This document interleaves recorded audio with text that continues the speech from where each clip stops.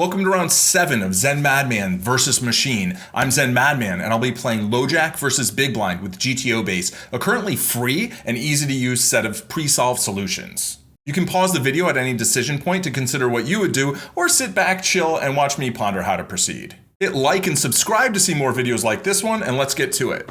Monotone board, very little donking. Pocket twos, certainly checking, probably checking range. In position should only be using third pot bets here. They do bet third pot. I think with a pair and a flush draw, we probably get to continue. I don't imagine we are doing any raising here, so we're gonna call. That looks correct. In position bets their hand a lot. We're not going to be donking this card. It doesn't materially change the nuts or anything. We do pick up a straight draw, which makes me feel like maybe we can actually call this. If we had deuces without a heart, I think we would have to fold, but with the heart, I believe we can peel. Yeah, it's very close, almost EV neutral. Part of the reason we can peel here is that they can have hands like ace, king, ace, queen, ace, jack with a heart that wants to barrel, and we can just basically say like, hey, if you check back the river, we're actually going to win with our ducks. So now that we've got all our ducks in a row or something, I don't know, that doesn't really go anywhere. We're going to lose to their flush draw, which was a bigger pair, but it looks like we played the hand correctly and we'll move forward. King 7-6, we are the LoJack in this scenario. I think we're going to bet this very frequently. I'm not really sure what sizings we're going to prefer. When in doubt, I just use third pot. The thing that makes me think larger sizings might be good here is the king high board, I think, is kind of nice in that regard, but also it's fairly connected and draw-ish. So if I'm checking anything, I don't think this is a hand I'm checking that often. So I'm certainly going to bet. I imagine we can default to third pot with range. You can see actually the solver also isn't sure what size bets it wants to use. It's mixing small, mid, and large. So we have backdoor nut flush draw, we have a backdoor Broadway draw, and we have the nut no pair. I am blocking a good number of draws that we are ahead of, so I don't love that, but I do think the equity from having the ace is very nice. I think this is fairly close between call and fold. I'm going to call, and we're going to see if it... maybe I need backdoor clubs to call. Well, let's call. Okay, it doesn't mind, but it really wants to fold most of the time.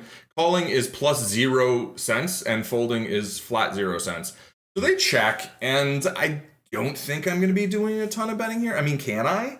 Can I bet to try and get, like, what am I trying to get to fold? I am blocking their continue range pretty hard, so that's nice, but I'm going to go ahead and check it back. The solver hates that. It's like, why did you float this hand unless your plan was to put in action? Oh, and you can't see. So this is my new layout. So let me know, give me some feedback on the layout. But at the bottom, I'll switch this for a moment so you can see at the bottom, this shows that they want to bet this all the time, and that with the range, we're actually betting very often. Apparently this card is pretty decent for our range once they check anyway, right? And they're mostly supposed to bet. So we'll go back to this layout, and we'll go to the next hand. So 2 hands, 1 a significant error, and the flop peel was sort of what started to get us in trouble, although that was fine, but the turn we definitely need to throw a bet out there. Okay, this board feels like we're basically just going to be betting range for third pot, or that at least must be fine. This hand apparently is one of the hands that wants to check the most, but when you're betting most of your range, there are going to be hands that mostly want to check, but even then, if you're mostly betting your range, you're still going to bet some with those, so you're going to kind of avoid mistakes. Here I only have, I guess I have a backdoor wheel draw to go with my backdoor flush draw. I think this is probably very close. If I had like ace jack of clubs, I would call this with the backdoor Broadway draw. I think there's going to be more value in hitting a Broadway. Also, that overcard should help. I think this is a fold, but probably not a large minus EV call. Yeah, 12 cents would be the EV loss if I decided to call. And, we could have just checked it back. We're kind of getting check raised mercilessly here so far. King 8 on King 10-5. So let's start with the King 10-5. This board is going to be bet pretty frequently. I think we can use some of the larger sizings. This is a hand that if we are using some large, some middle, some small, or whatever, I think the small sizing is going to be good for this hand. So I'm going to throw that out there. It likes small or medium, right? Third or half pot with this. And we get check raise to get, it's like it's just on auto check raise. I think we've seen that we can actually fold some hands like this, which I found very surprising. I'm going to go ahead and make the fold that feels like, wait, you can't do that. And the solver's like, yeah, you can't do that. But the EV loss is like 0.06, so 6 cents. So yes, we are supposed to call this. You know, I wonder if King 9 would be less of a call because we are blocking more of their, you know, here we're not blocking any of their bluffs and we don't really share outs with them. Like if they have Queen Jack and we have King 9, then we've got a very bad card that's possible. Let's proceed. Queen Deuce Deuce, I'm going to check here. I believe checking pure, and I think they're going to bet close to range. And I think I want some check raises. You know, I would rather have a double backdoor. This feels like maybe a little too ambitious of a check raise. I do like having the backdoor flush draw, but if you threw in a backdoor straight draw, I think check raise or check call would be pretty clear here. So I'm going to fold, but I feel like we can check raise or call some. It might be a full Neapolitan. No, this is just a pure continue. So this is just too tight. Just too tight. You know, they are betting range here, right? So against a range bet, I guess we have to continue. All right, so this session's going fairly rough, right? That's okay. Sometimes that happens. We just did a warm-up session of like 51 hands, and I made one error for 0.02 EV, and then now I've made 3 errors in 5 hands. So sometimes that's just how it goes. King 3 deuce, I imagine we are betting this very often. Third pot feels like it should suffice. We do the third pot, and there's actually a little bit more checking than I had expected. Now we get check raised again. We should pretty much just assume that the solver is going to check raise us every time now. But I'm going to fold this one as I don't have any backdoors aside from the Broadway. Well, I've got 2 backdoor straight draws technically, but I don't have any backdoor flushes. And they actually flopped a set on us. Good for them. Oh, nice to see the computer running hot. One of the things I really enjoy about this method is like, you know, you can run bad, you can run into all the terrible hands you want. It doesn't cost you any money. It's just practice. You know, ace 10, I think, is actually a pretty good bet in general, as often we're going to want to bet most of our top pair, our best middle pair, and maybe our worst bottom pair. Here, I think we're probably just betting range or close to range. I think third pot's probably fine without the flush draw on board, you know, on the rainbow board, and it likes it. And they decided not to check raise bluff us with their King 7 of hearts. Very magnanimous of them. All right, paired board. Clearly, they are going to bet. They're going to use some larger sizings, I think, on the deuce-deuce board because, yeah, there it is. The reason they want to use larger sizings is just nobody has a deuce like ever here. I have ace high. I do think that this is like, oh, if I had ace 5 of spades or ace 3 of spades, I think this would be such an easy continue. Against this sizing, maybe I can find a fold and then continue like ace 9 suited plus.